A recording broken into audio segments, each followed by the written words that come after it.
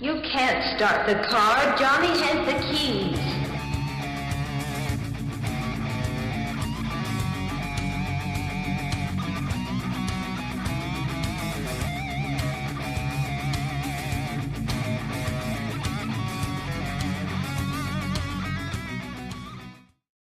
Guess what I'm recording off of Turner Classic Movies today? I do not know. Scanners. Okay. I haven't seen it in forever, but it just cracks me up that it's now a Turner Classic. But, you know, I recorded It's Alive off of there too, so I'm almost done with Daredevil. I've got 2 episodes left. I thought there were 10. There's only 9. I'm not really sure they're going to be able to end it. I think it's going to end on a cliffhanger. They have a great new villain in it called Muse. M-U-S-E. Mm-hmm. He's very creepy. He's like a serial killer, pretty much, even though he wears a mask. Yeah. But it's also got, you know, Frank Castle in it as Punisher, and Kingpin is always a problem. And he is mayor. By the way, that's something I was going to tell you, is you know how, and you haven't watched The Boys in a while, but no. Remember how The Boys kind of had this whole parallel with Trump and what's going on now in our government? The Sort Boys. of, yeah. Daredevil's doing it too, because Kingpin becomes mayor of New York, and it's a whole like Trump allegory thing going on too. Mm. Because he has no business being mayor of New York. He doesn't know how to run the city. Right. Yeah, he just thinks he can do what wants to do. He'll just do whatever he wants to do, basically. Okay. Yeah. So I was like, wow, okay. Yeah, I see where this is going. The writers were in what mood they were in. Watched it. I finished The Floor, season 3. The guy from Clerks did not win overall, but he won $100,000, $110,000 actually. So he did good. The guy that played Dante in Clerks. Nothing else really. Just watching that ILM show that I think you'll like. Lily, how did you get back in? Oh, I let you in. You know what? I better go look at my dogs. They may need to come in. Okay. Puppies, puppies, puppies. Puppies, puppies, puppies. I have them too. Well, I have one that comes in immediately, one that's old, or not old, but arthritic and can't get up the steps, and one that just waits until you sit down so that he can bark and say, hey, let me in. Oh, of course. Those are the best. None of them all come in at the same time. Are they all in now? Are you comfy? They're all in now. Hopefully they won't start, well, hopefully the little one won't start tearing shit up. She chewed a hole in the wall last night. Oh, my God. I know. Seriously? Yeah, that's what Dennis said, and I looked down there, and he was right. There's a little hole in the wall, like the sheetrock. Maybe there was a little mouse in there or something she needed to get to. That's funny. She was just protecting the homestead. Yeah. Okay, I'll count us in, and then you go to town. Okay. Oh, you know. In 3, 2, 1. So you've been watching the thing. I knew you wouldn't be able to resist. Oh, Light and Magic? Yeah. Mm-hmm. Yes. Yeah. I am in the 4th or 5th episode. They're at like Return of the Jedi and beyond. They're doing Pixar. Yeah, they're talking a lot about Pixar. But just Pixar, the computer system, what he developed. Yeah. But they mentioned John Lasseter. Yeah. Have they moved to San Francisco yet? I don't think California? Okay. That's a big deal. That's a big deal when it comes up. It's pretty interesting. Yeah, there was what I agree with you. They must have from the very beginning, since a lot of them were photographers and filmmakers and everything anywhere, just said, hey, let's document this. Because there is so much footage. Yeah. I'm blown away by it. Of behind the scenes and... I mean, they're constantly talking to George, and he's constantly on camera. Yeah.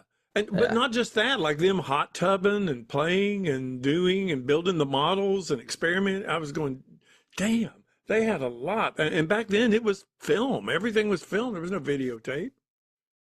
So that's pretty interesting. Well, it reminds me a lot of the Peter Jackson Beatles stuff that's on Disney as well. And I mean, the footage they have of the Beatles, I mean, they basically have all of the recording and jamming sessions for Let It Be. Abbey Road. Yeah, yeah. No, it's not. I wish it was Abbey Road. It's Let It Be. You hear them play some Abbey Road stuff in there because it came next. But yeah. But I mean, that's where they were recording, right? Weren't they at Abbey Road Studios? Oh, yeah. For sure. Yeah, I wish it was a different album because Let It Be is not my favorite album. That's for sure. By the end of season 1, you're really amazed at what they accomplished and the way they accomplished it. Season 2 is, if you're that good to begin with, where do you go and how do you, what do you do from here kind of thing, which was interesting. And establishing their mantra, which is, and I didn't know that, but it happened after Jedi, so going into like... Jedi about killed some of them. Yeah, well, yeah. But going into what do you do after the Star Wars 3 is over, sort of thing. They established this kind of internal mantra or precept or whatever for the company, which is we will always be on time. We will always be in budget, no matter what. We never go over budget. We never miss a deadline. As far as the final deadline, they can push back stuff and rearrange, and it's very interesting. They show like pictures of the hallways, and they got a thing, this film will open on this date, kind of thing. So, well, it's kind of like what they did with Star Wars. I mean, they were so down to the wire on it. Well, remember, Star Wars kept extending, though, in England even, so that helped them a little bit. But, yeah, no, they had a summer release date, and they had 6 months and 2 shots. Right. That's crazy. Well, I think at one point somebody says, when we started for Star Wars, we had, 86 effect shot. I think they're talking about Jurassic or something, but they said we had 86 effect shots. This one has 486. Wow. So,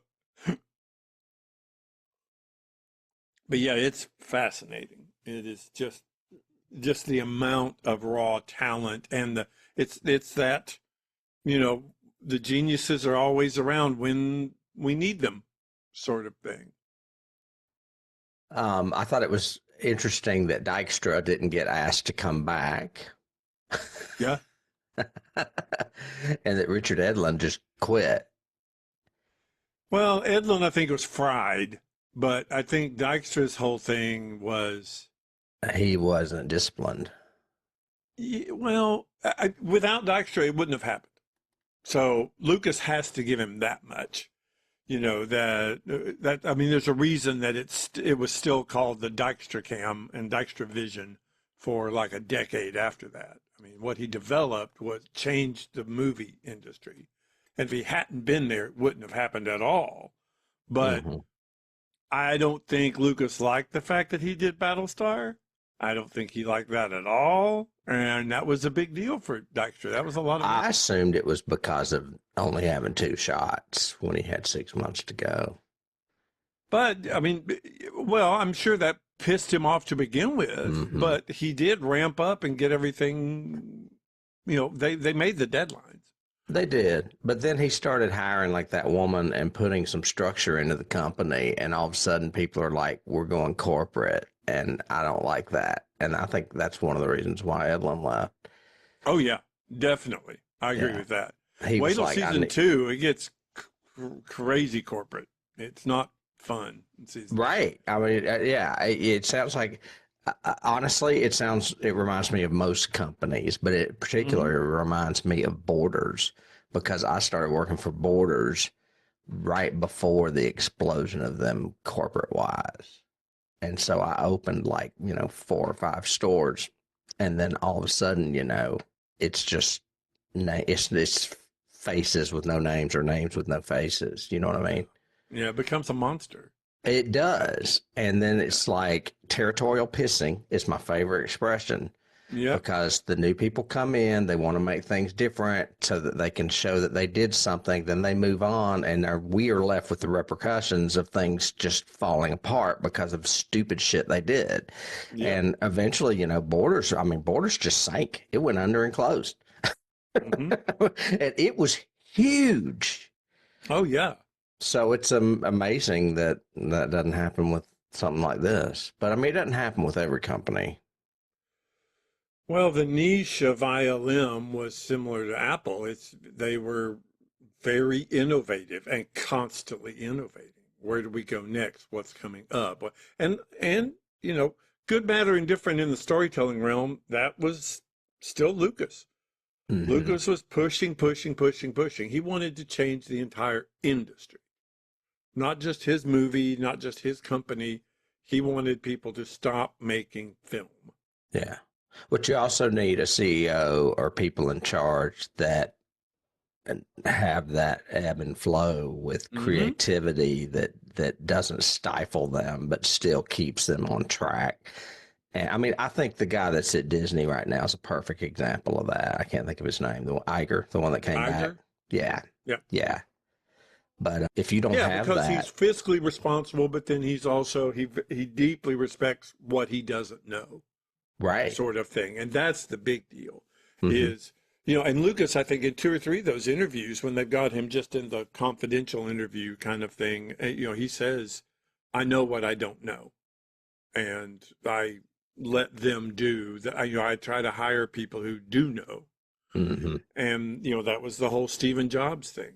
That's the whole Richard Branson thing. All 3 of them are really big on hire the right people for the right jobs and let them do what they do. Give them time to do it. And if they need to blow off steam and have a party and turn a shipping container into a hot tub, let them do that. That's fine. As long as the end result works. Yeah. And I think that's the problem with corporate now is everything's bottom line, profit, rather than innovation, push. Yeah, you're not going to make your bottom line for a few years now because you're pushing technology in a different way or creativity or something. Your Mac's head drumming a little bit. Oh, I was? Yeah. I don't know. Sometimes your lips don't match what you say. And I'm not sure. I don't think it's on my end. I think it's on your end. It must be in the processor. I'll have to look at that.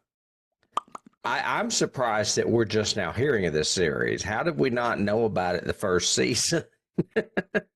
I don't know. Yeah, honestly. Yeah, Disney didn't push it very much. I guess not. Or I just wasn't playing around on Disney as much as I do now because I'm really back into the Marvel thing.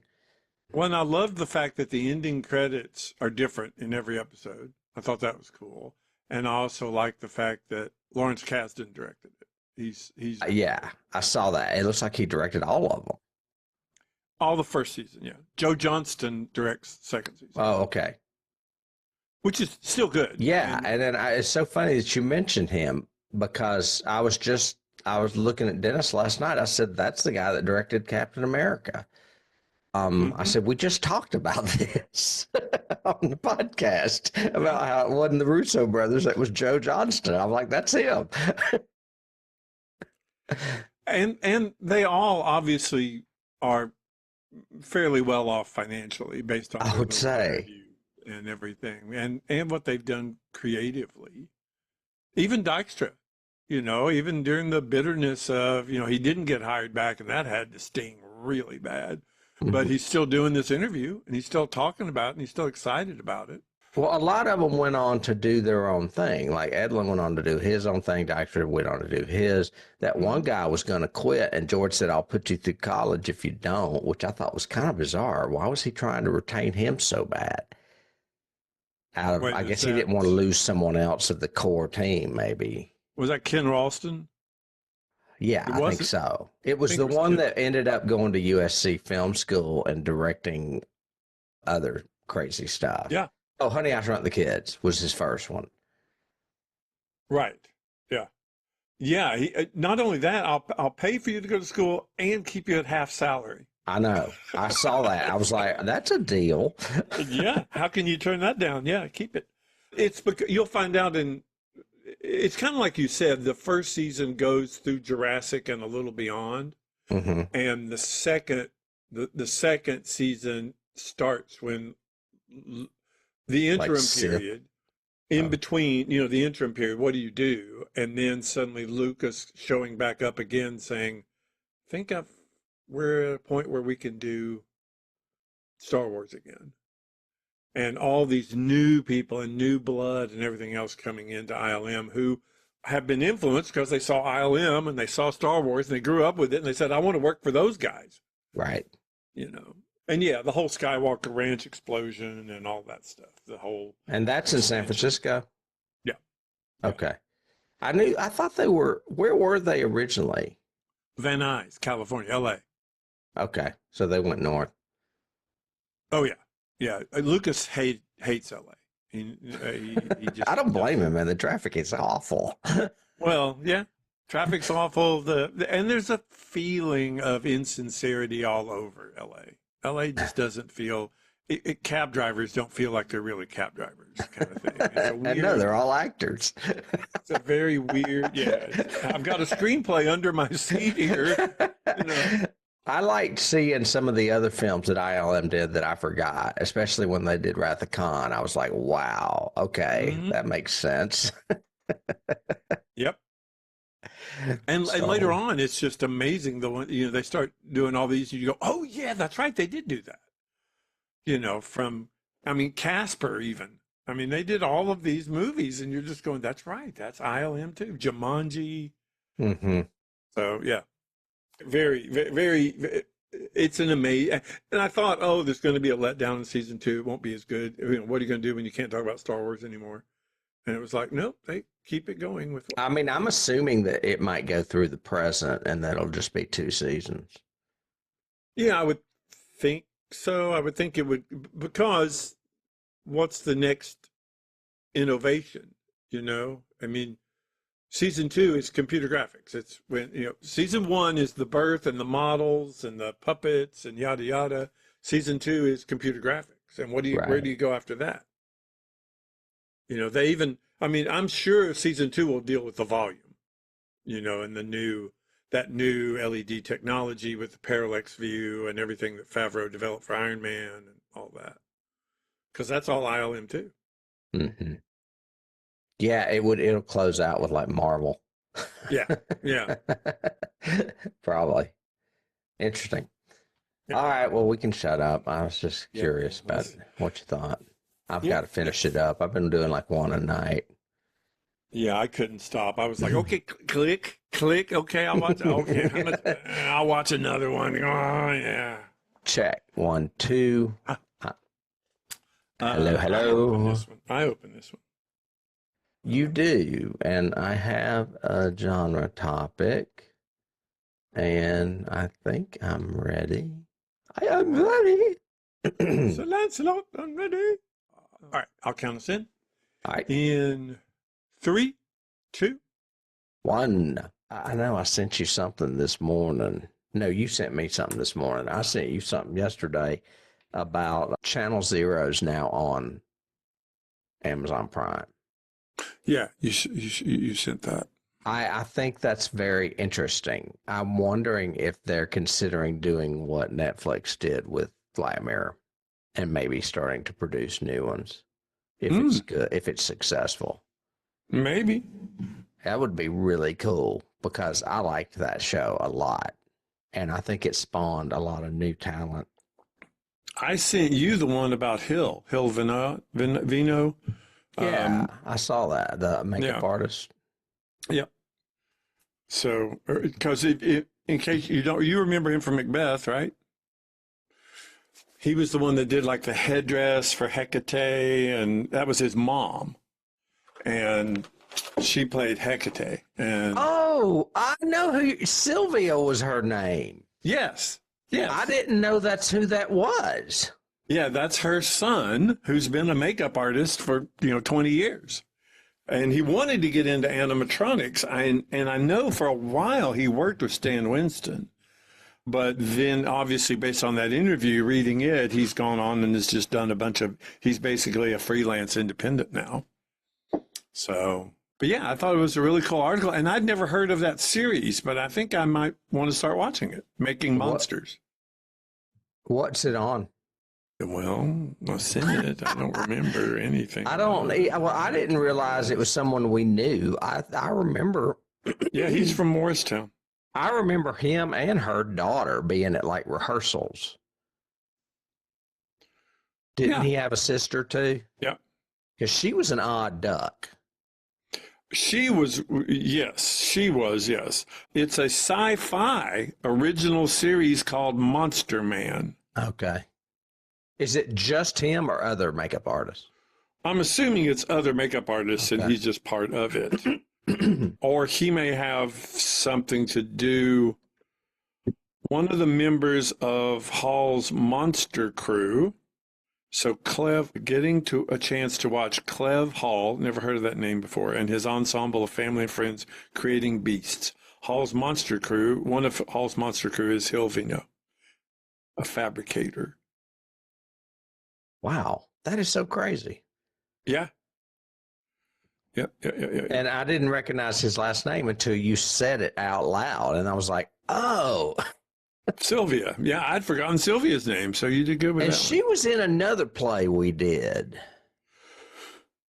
Because she was kind of like Elaine Delory. Didn't she do just one or two? Yep, one or two and then gone. Yeah. Yep. I just remember she was a little eccentric. Yeah, I think the whole family was. Yeah. Wow. Craziness. Yeah. Well, I was going to say, well, he's not. I'm watching ILM like the last episode, and practical makeup effects are history. So, yeah.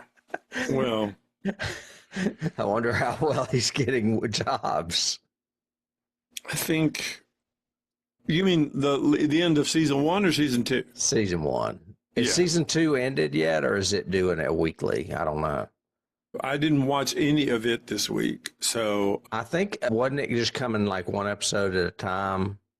Yeah. Okay. Because I figured by the time I get to it, it'll be done. Dennis and I have been watching a bunch of eclectic shit. We taped that Joan Rivers tribute last night, and I haven't watched it yet, but we've been watching a show on HGTV too about, it's like an all-star design show. Where it's called Rock the Block, where they take different pairs from different design shows and put them all competing against each other to design stuff. It's pretty interesting. It's a great way of cross-pollination promotion because they're promoting everyone's shows in one show. That's why I'm fascinated with it. I was like, wow, that's a really good idea for content promotion, because I'm big on content promotion. I don't like selling people stuff, but like what we do is content promotion. You know, we do this for free, but we also have other supplementary material that people can purchase, and it gets advertised via us just organically. Yep. And that's my favorite kind of promotion. And that's basically what this show is doing by putting the cast of 4 different shows together, competing against each other. I don't know, I just found it an interesting premise. So, but I guess we can pretty much start, because you said you've got to stop. Yeah, I've got a hard 11:30 because I've got the adult centers are coming for their matinee today. Okay. At noon. Are you still going to do X-Files tomorrow? Yeah. Yeah, X-Files is fine. Okay. And then we should be on schedule for next week too. So I'll look tomorrow. I'm sure it's probably fine, but I've just got a really busy May. Yeah. But it's easy for me to be here at certain times. So yeah. So, and now my dogs are outside barking. Well, I didn't hear them, so it should be fine. And let's see, I'm doing things, so you're doing the lead in. Oh, that's right. Great. Yeah. And we are recording. You're shorter than me. Just a little. What? Not much. No, I think we're all right, actually.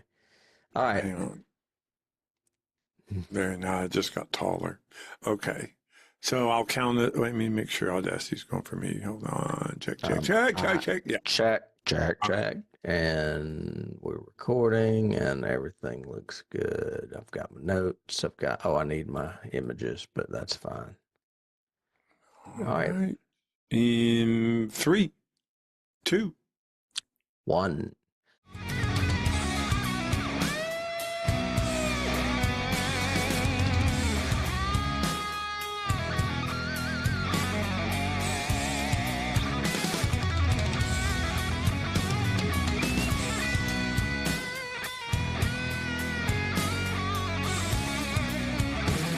You can't start the car. Johnny has the keys.